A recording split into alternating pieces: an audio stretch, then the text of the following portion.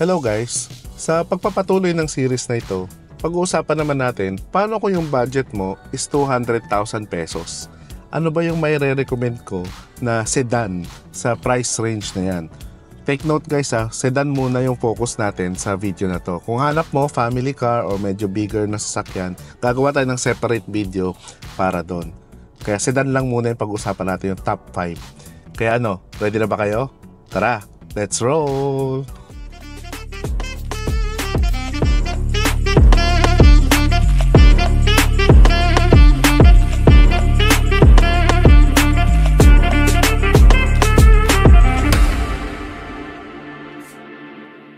Number 1, Honda Civic 2000 model VTI variant o tinatawag nilang SIR body.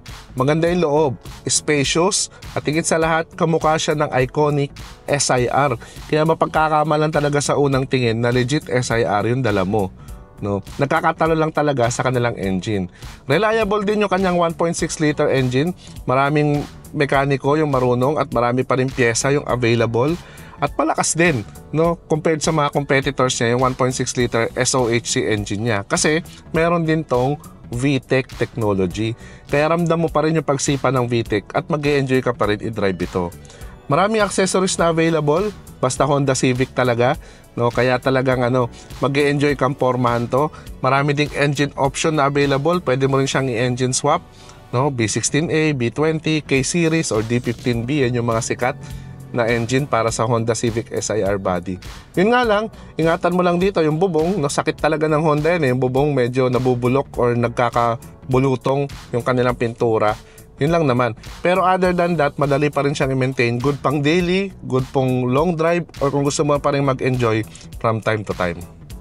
Next sa list ay yung Toyota Vios 2005 to 2007 model o yung first generation o yung tinatawag nilang Robin. Kung gusto mo ng reliable na pang daily na sasakyan, ito yung kunin mo. Kasi yung 1.3 liter nito at saka yung 1.5 liter engine na available, isa to sa pinaka-reliable na nagawang engine ng Toyota. Kaya hanggang ngayon, yan pa rin yung engine na ginagamit ng mga latest generation ng Toyota Vios. Tipid to sa gas kasi meron tong BBTI technology. Mura yung mga parts at maraming mekaniko ang marunong gumawa nito. Yun nga lang, hindi ganoon kaluwag yung kanyang interior compared sa ibang mga sedan. Ayoko rin sa kanya yung gauge cluster niya nasa gitna ng dashboard, which is kinda awkward for me. Ewan ko kung bakit ganoon yung ginawa ng Toyota. At syempre, hindi siya matulin. Pang daily siya. From point A to point B makakarating ka, pero hindi siya pang racing. Hindi siya ganoon ginawa ng Toyota. Ginawa siya ng Toyota for being practical use car. Kaya kung gusto mo ng reliable na pang daily na sasakyan, ito yung kunin mo, yung Toyota Vios. Next, yung Mazda 3 2007 or 2008 model or yung first generation ng Mazda 3. Kung gusto mo ng elegance, luxury looking vehicle, loob at labas, ito yung marirecommend ko sa inyo.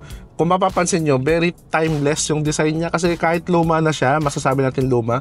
Kung titingnan mo ngayon yung design ng mga Mazda 3 na yan, hanggang ngayon kaya makipagsabayan yan sa mga latest na design ng mga sasakyan, di ba? Kaya masasabi ko talagang timeless siya. Spacious yung kanyang interior, maganda rin, halata mong hindi siya tinipid ng Mazda. Yung 1.6 liter engine niya, powerful din at very responsive din yung kanyang transmission. Maintenance wise, madali siyang i-maintain. Mahal lang yung parts talaga, which is notorious talaga yung Mazda sa pagiging ganyan. Pero quality naman yung mga parts ng Mazda guys, Yun nga lang, mahal siya at saka pero marami namang available. Mekaniko, marami pa rin namang marunong gumawa ng Mazda 3. Kaya kaya mo pa rin siyang i-maintain. Isa lang napansin ko sa kanya, hindi na siya ganun ka-fuel efficient sa city drive. Pero sa highway drive, dahil nga matulin siya, kaya pa rin niya mag-produce ng above average na fuel consumption. Kaya kung gusto mo ng pang daily car, pang long drive, or pang forma, luxury, comfy na ride, marirecommend ko pa rin sa iyo itong Mazda 3. Next sa list natin ay yung Mitsubishi Lancer 2007 to 2011 model o yung tinatawag nilang Sedia. Dito based ang Evolution 6 guys, At kaya dahil dyan, maporma pa rin to hanggang ngayon. Di ko nga alam kung bakit ang baba ng resale value niya. Kasi 2010, 2011 model, makukuha mo sa 200,000 pesos. Siguro isang factor yung kanyang engine kasi yung 4G80 na SOHC na 1.6 medyo carry over na yan from year 2000 model ng mga Lancer. So medyo may age na siya. Pero kung performance, kaya pa rin niya mag-perform. Reliable pa rin yan. Dadalhin ka pa rin yan from point A to point B. Maraming mekaniko yung kayang gumawa pa rin yan at marami pa rin parts yung available sa kanya. Kaya hindi ka mahirapang mag-maintain ng Lancer na Sedia. Yun nga lang, hindi na siya kasing lakas humatak ng mga kasabayan niya like yung Honda Civic o yung Toyota Corolla Altis na 1.6 liter engine rin. Pero kahit ganun pa man guys, syempre yung model, no? Mataas yung model na makukuha mo sa ganitong price range. Kaya sulit pa rin, ano? Kung gusto mo lang naman na sasakyan is from point A to point B, reliable, pang daily use, marirecommend ko pa rin itong Lancer Sedia. Last sa ating list ay yung Honda Accord 2005 to 2007 model. Kung gusto mo ng luxury features, spoiled na spoiled ka, maluwag ang interior, leather loob, may wood panels pa for 200,000, ito yung kunin mo. Na talagang mararamdaman mong very premium ang ride mo kapag ka ito yung kinuha mo. Ganun din, marami din tong advanced features of its time kasi considered as luxury sedan ng Accord, no? Hanggang ngayon naman, ano, meron tong airbags, meron din tong disc brakes, harap likod at marami pang iba. May 2 engine options ka rin na makukuha sa ganitong price range. Meron tong K20 engine o yung 2.0 liter at yung K24 yung 2.4 liter na engine niya. Maintenance, madali pa rin humanap ng pyesa kasi ito rin yung engine na ginagamit ng Honda CR-V Gen 2 at Gen 2.5. Kaya marami pa rin available na pyesa. Marami ring Honda mechanics yung marunong gumawa pa ng ganitong mga engine. Yun nga lang, make sure lang na lagi mong bibilin ay original fluids at original parts.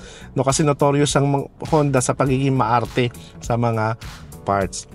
Yun nga lang, kahit maganda siya, no, yun nga, hindi siya masyadong fuel efficient lalo na sa city. Kasi nga, malaki yung kanyang engine, pero matulin, no, mag-enjoy ka naman. Yun nga lang, papalitan mo lang ng gasolina, no, kasi kumakain talaga to ng gas sa city. Pero sa highway, kaya nitong mag-produce pa rin ng average na fuel consumption. Doon mo siya talaga may stretch, masusubukan. Pero yun nga, kung gusto mo ng luxurious na drive, comfy, lalo na napakainit ng panahon, napaka-traffic, at gusto mo rin talaga ng matulin na sedan, ito yung marerecommend ko, yung Honda Accord. So, yun na nga guys, no, yun yung mga marerecommend ko na sasakyan sa ganyang price range, 200,000 pesos na sedan.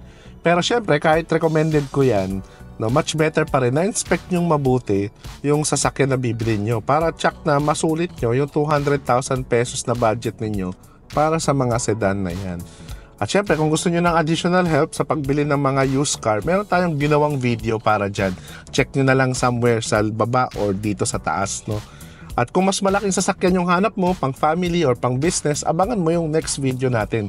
Kasi pag-uusapan natin yung mga ganyang klase ng sasakyan sa iba pang level ng price range, ano? At ganoon din guys, kung meron kayong mga alam na subok na ng mga sedan for around 200,000 or less na wala sa list, feel free to comment down below kasi gusto ko rin malaman yung mga preference din ninyo ng mga sasakyan sa ganitong price range. At syempre, kung may natutunan ka sa video na to, click mo naman yung like button. At kung di ka pa nakasubscribe, click mo na yung subscribe button at notification bell para updated ka palagi sa mga latest happening sa ating channel.